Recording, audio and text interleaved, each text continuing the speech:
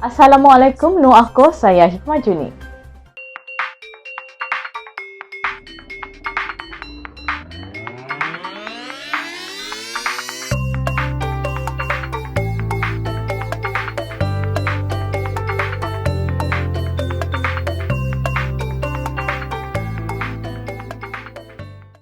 Dua kes kematian dan 488 kes positif baru dilaporkan di Sabah hari ini.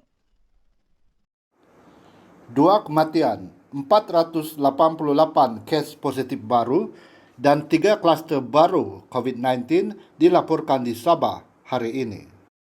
Ketua Pengarah Kesihatan Tan Sri Dr. Nur Hisham Abdullah berkata, 1 kes kematian dilaporkan di Hospital Tawau dan 1 di Hospital Duchess of Kent, Sandakan.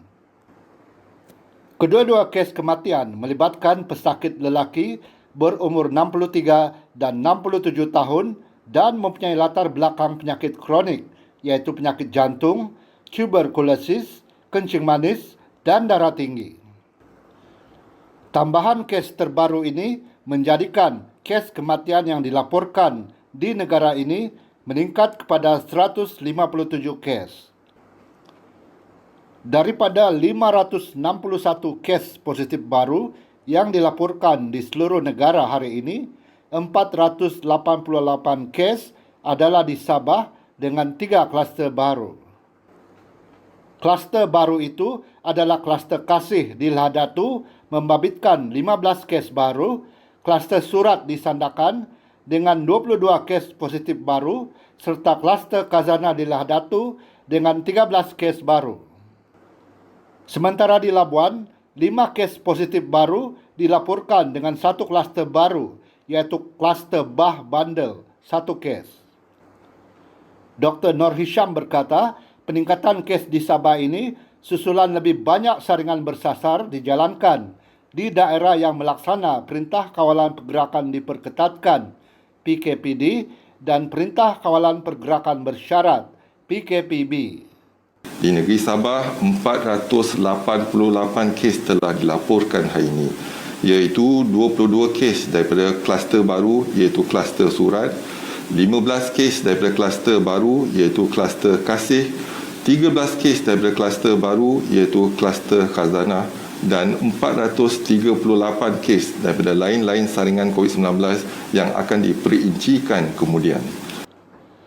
Sementara itu, PKPD akan dilaksanakan di 2 lokasi di Lahadatu bermula tengah malam 13 Oktober sehingga 26 Oktober ini berikutan peningkatan kes COVID-19. Menteri Kanan Keselamatan Datuk Seri Ismail Sabri Yaakob berkata, lokasi terbabit ialah Taman Khazanah Indah dan Projek Perumahan Rakyat Mutiara Kasih membabitkan 5,452 penduduk.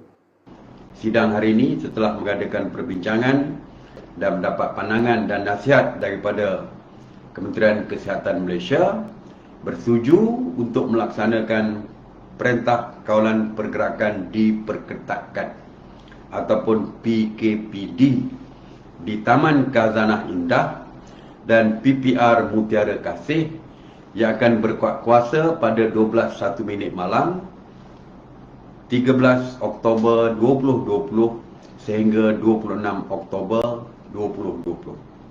PKPD ini akan melibatkan seramai 5,452 penduduk di kawasan tersebut. Dengan pelaksanaan perintah PKPD ini, semua penduduk dikehendaki mematuhi SOP yang ditetapkan. Antaranya, dia banyak SOP, antaranya semua penduduk di kawasan terlibat tidak dibenarkan keluar daripada rumah masing-masing.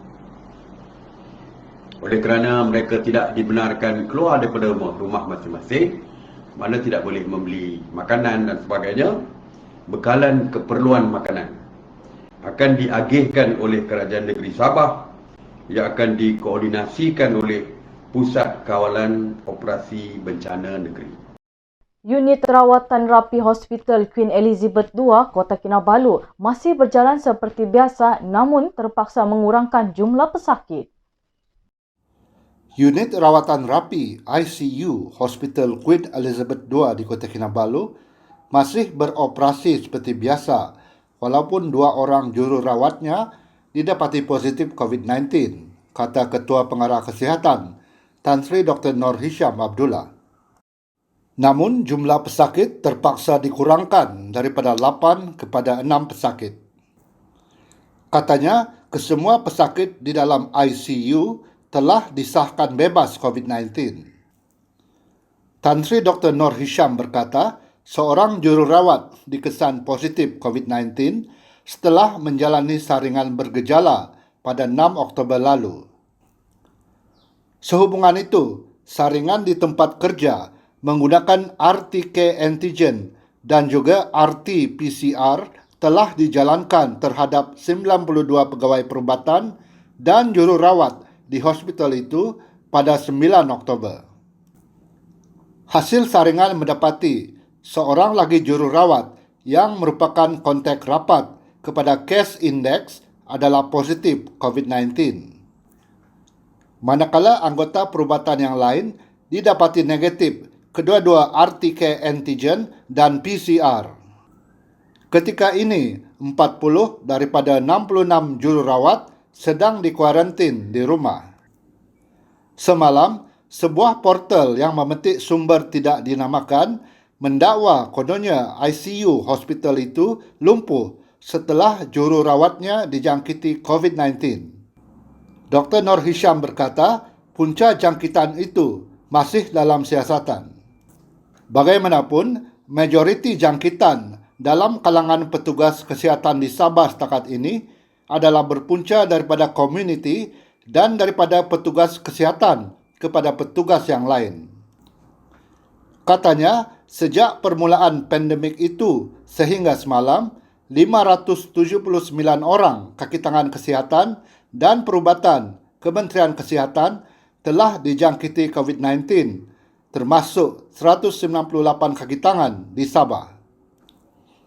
Sementara itu, Dr. Nur Hisham berkata, hampir 500 anggota perubatan dan kesihatan awam pelbagai kategori serta skim perkhidmatan telah digerakkan ke beberapa daerah di Sabah setakat semalam. Pasukan bantuan itu digerakkan ke Tawau, Lahadatu, Semporna serta Kota Kinabalu bagi membantu menangani penularan pandemik COVID-19 dan mobilisasi pasukan itu. Dr. Nur Hisham berkata, penilaian keperluan sumber manusia akan terus dilakukan bagi membantu mengawal situasi penularan jangkitan COVID-19 di Sabah. Selain untuk memastikan kelangsungan perkhidmatan kesihatan di sana. Kota Belud kini antara 11 daerah dalam zon merah. Perintah Kawalan Pergerakan Bersyarat PKPB akan dilaksanakan di Kota Belud mulai 13 Oktober. Bilangan kawasan zon merah di Sabah meningkat kepada 11 daerah susulan pertambahan kes yang dilaporkan di Kota Belud. Semalam, satu kluster baharu turut dilaporkan di Sabah, iaitu kluster highway di Kota Belud dengan 15 kes. Tambahan kes positif baru itu menjadikan daerah itu mencatatkan 69 kes aktif. Oleh itu, mesyuarat bersetuju untuk melaksanakan PKPB ataupun Perintah Kawalan Pergerakan Bersyarat di daerah Kota Belud yang berkuat kuasa pada jam 12:01 tengah malam 13 Oktober 2020 sehingga 26 Oktober 2020. Pelaksanaan PKPB ini bagi kita membendung jangkitan dan penularan COVID-19 dalam daerah tersebut serta membolehkan aktiviti pengesanan saringan secara bersasar dilaksanakan sepanjang tempoh 14 hari tersebut. Pengarah Kesihatan Negeri Sabah, Datuk Dr. Christina Rundi memaklumkan setakat semalam 5 daerah di Sabah mencatatkan lebih 200 kes aktif. 5 daerah itu adalah Semporna 549 kes, Tawau 347, Sandakan 282, Kota Kinabalu 451 dan Tuaran 215 kes. Manakala 3 daerah lagi mencatatkan lebih 100 kes aktif, iaitu Lahadatu, Kunak dan Papar. Sehingga semalam, 33 kes kematian dilaporkan di Sabah. 3 kes kematian terbaru dilaporkan di Kota Kinabalu, Tawau dan Semporna. Semalam, 277 kes baru dilaporkan di Sabah. Sebagai langkah kesiapsiagaan menghadapi peningkatan kes COVID-19 di Sabah, Kementerian Kesihatan menjadikan Hospital Kota Marudu sebagai satu lagi hospital untuk merawat kes COVID-19 di Sabah. Ketua Pengarah Kesihatan, Tan Sri Dr. Nur Hisham Abdullah berkata ini menjadikan keseluruhan 7 hospital untuk merawat kes COVID-19 di Sabah. Ia termasuk Hospital Queen Elizabeth, Hospital Wanita dan Kanak-Kanak di Kota Kinabalu, Hospital Duchess of Kent di Sandakan, Hospital Tawau, Hospital Lahadatu, dan Hospital Keningau. Kesemua hospital ini mempunyai kapasiti keseluruhan 946 katil, termasuk 66 untuk jagaan kritikal dan 170 alat bantuan pernapasan. Dr. Nur Hisham berkata, Kementerian Kesihatan juga mengenal pasti 6 lagi pusat kuarantin dan rawatan COVID-19 berisiko rendah. Kementerian Kesihatan dengan kerjasama Angkatan Tentera Malaysia juga bercadang mewujudkan Hospital Medan di Tawau bagi rawatan kepada pesakit bukan kes COVID-19. Pelbagai pihak tampil membantu penduduk yang terkesan akibat pandemik COVID-19. Sekumpulan sukarelawan tampil membantu pihak Hospital Beluran membina bilik isolasi bagi ibu mengandung dan pesakit yang disyaki dijangkiti COVID-19. Wakil Beluran Hope, Lina Ramsah berkata, selaku penduduk Beluran, mereka terpanggil untuk menghulurkan bantuan sedaya mana yang termampu. Lina berkata, buat masa ini, Beluran Hope memerlukan bantuan papan lapis, kayu, cat dan jaring hitam. Beluran Hope juga sedang mendapatkan dana bagi mendapatkan pelbagai kelengkapan di Hospital Beluran, termasuk kontena bagi menyimpan peralatan perlindungan peribadi, PPE, serta cecair Dettol. Mana-mana pihak yang ingin menyumbang bantuan dalam bentuk barangan mahupun wang ringgit boleh berhubung dengan Lina melalui akaun Twitter Lina Klasik. Di Semporna, sukarelawan Semporna Heroes kini meneruskan usaha mengumpulkan bekalan susu bayi untuk diserahkan kepada golongan yang terjejas akibat jangkitan COVID-19. Pengerusi Persatuan Pelancongan Semporna, Jamilah Ang berkata, selain bantuan makanan kepada golongan terjejas, mereka juga sedang berusaha menyediakan susu bayi. Ini kerana susu merupakan bekalan yang paling cepat habis. 6 lokaliti di Semporna berada dalam kawasan Perintah Kawalan Pergerakan Diperketatkan PKPD yang menyukarkan penduduk mendapatkan bekalan susu bayi.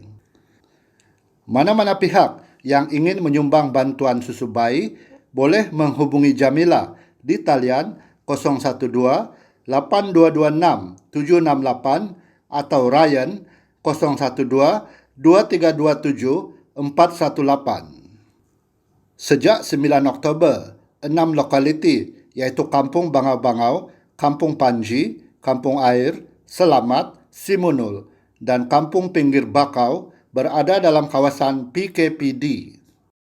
Jangan lupa penjarakan sosial ketika keluar dari rumah. Sekian berita BTTV malam ini. Terima kasih. Terubok Cakito.